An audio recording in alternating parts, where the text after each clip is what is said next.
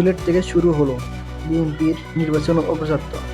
বুধবার গভীর রাতে হযরত শাহজালাল ও শাহপরান মাজারের জিয়ারত মধ্য দিয়ে আনুষ্ঠানিকভাবে নির্বাচনের প্রচার শুরু করলেন বিএনপি চেয়ারম্যান তারেক রহমান।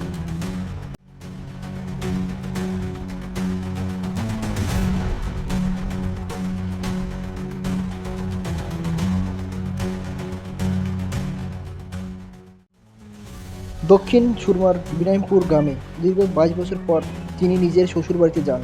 রাত ১২টা ৪০ মিনিটে তারেক রহমান ও ডক্টর জুবাইদুর রহমান সেখানে পৌঁছালে হাজারো মানুষ তাদের উষ্ণ অভ্যর্থনা জানান।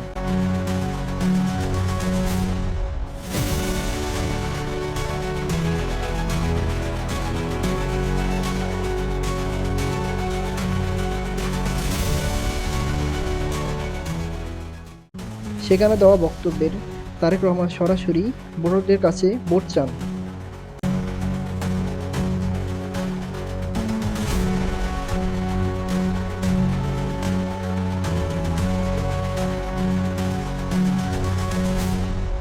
তারেক রহমান আরও বলেন, গত ১৬ বছরের ফ্যাসিস্ট শাসনের কড়া সমালোচনাও করেন।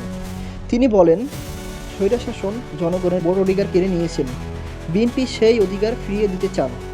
শেষে আবেগঘন কণ্ঠে তিনি বলেন, ডক্টর জুবাইদুর রহমান যেমন আপনাদের সন্তান, আমিও আপনাদের সন্তান।